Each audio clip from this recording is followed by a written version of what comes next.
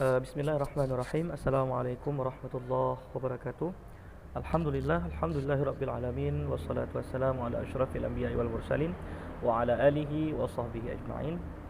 Baik, langsung saja kami atas nama Naufal Ashkar Mirda dengan nomor induk mahasiswa 2003 03027 ingin memberikan jawaban dan juga analisis kami terhadap beberapa video yang telah Ibu berikan sebagai item penilaian tugas akhir ataupun tugas final pada mata kuliah sosiologi dan teori sosial.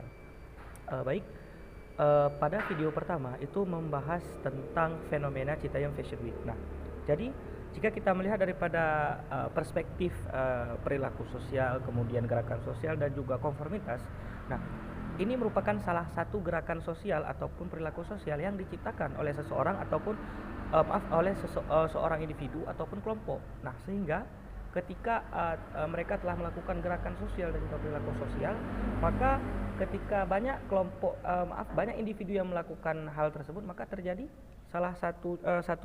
terjadi adanya mayoritas ataupun banyak kelompok yang melakukan tren ataupun hal tersebut. Nah, sehingga ketika hal tersebut banyak orang yang melakukan, maka adanya konformitas di antara orang-orang yang ada tinggal di daerah sekitar tersebut.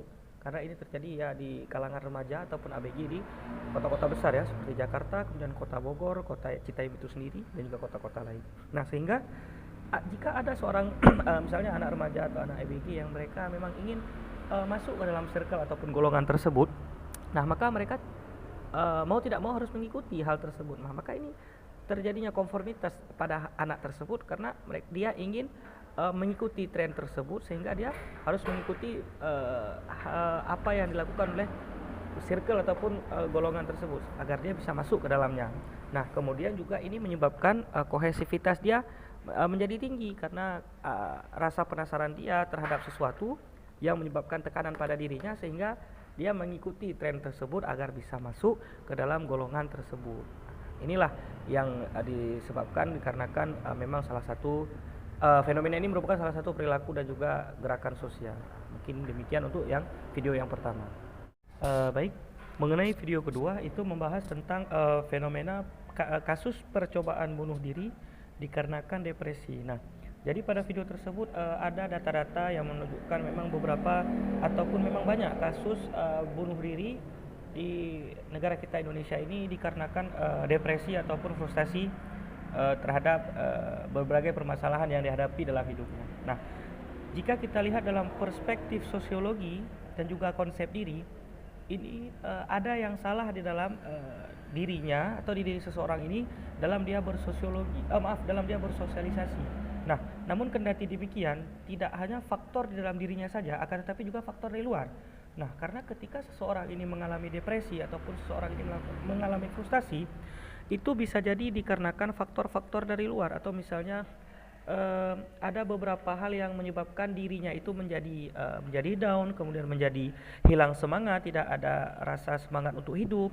Misalnya ini seringnya terjadi pada kasus misalnya seperti pembulian, kemudian intimidasi terhadap satu orang atau mengejek misalnya, yang menyebabkan memang dirinya ini menjadi down dan juga hilangnya rasa kepercayaan dirinya di dalam bersosialisasi di kehidupannya sehari-hari. Nah, sehingga ini yang menyebabkan dirinya depresi, frustasi, dan kemudian ingin ataupun memiliki niat untuk mengakhiri hidupnya dengan cara bunuh diri. Nah, jadi ini kita harus juga melihat ataupun menganalisis bagaimana dia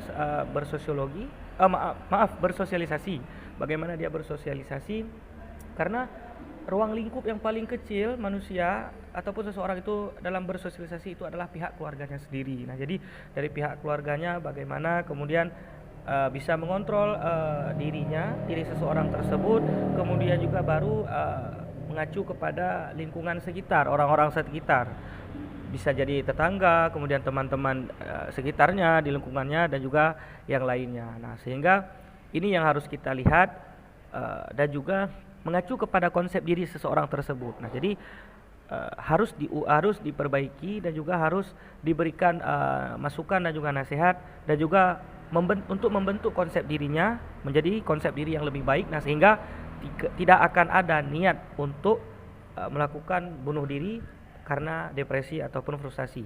Nah, mungkin demikian.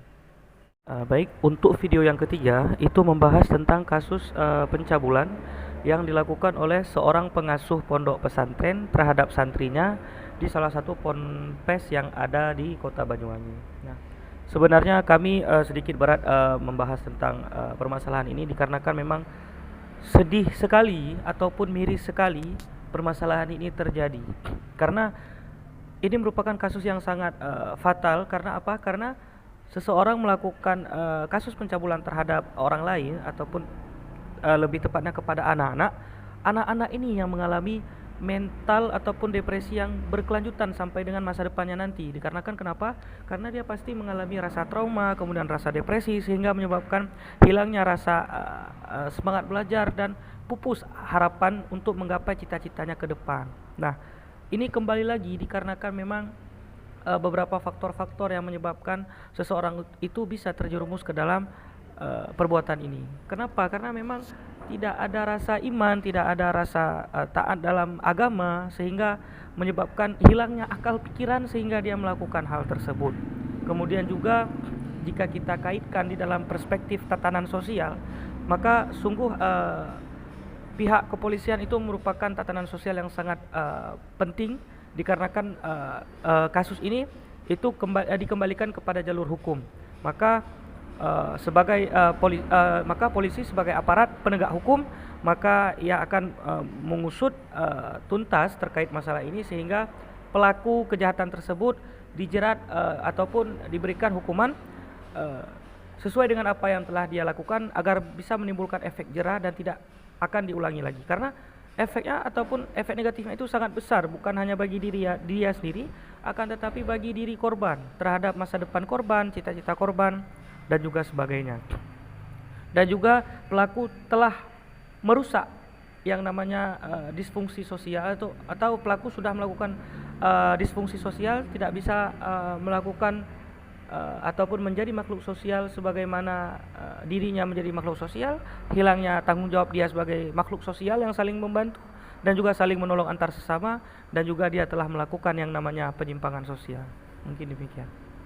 Baik, di sini kami akan melanjutkan tentang video yang keempat yang membahas tentang adanya konflik ataupun pertikaian antara masyarakat muslim ataupun ya mahasiswa muslim yang berada di Korea dengan masyarakat lokal yang ada di sana. Nah, jadi ini sebenarnya termasuk konflik horizontal, di mana konflik yang terjadi antara dua kelompok ataupun dua golongan yang memiliki derajat ataupun posisi yang sama. Nah, mereka selaku warga ataupun masyarakat yang tinggal di suatu tempat, tapi mereka berkonflik. Nah, jadi memang pada awalnya masyarakat Korea ataupun orang Korea itu mereka tidak merasa terganggu dengan kehadiran masyarakat muslim di sana. Akan tetapi ketika mahasiswa muslim di sana membangun sebuah masjid, nah mereka menjadi merasa terganggu, merasa terancam, yang kemudian mereka juga mengatasnamakan orang muslim ini menjadi teroris. Nah, ini kenapa bisa terjadi? Dikarenakan mereka sudah terdoktrin dengan hal-hal tersebut yang mengatasnamakan atau mengkambing hitamkan masyarakat muslim itu jelek ataupun buruk. Karena mereka melihat di berbagai media tanpa melihat bagaimana real ataupun keadaan nyatanya. Nah, sehingga terjadi konflik. Nah, namun konflik ini juga merupakan salah satu proses sosialisasi yang nantinya setelah konflik pasti akan ada solusi untuk memecahkan konflik tersebut. Nah, sehingga ketika sudah terjadi konflik ini, maka resolusi ataupun hal yang paling baik dilakukan adalah menjalin komunikasi yang baik. Nah, jadi seperti yang kita lihat dalam video tersebut bahwa masyarakat muslim tetap bersifat santun, mereka mencoba masuk sedikit demi sedikit melalui seorang imam tadi, imam masjid besar di sana.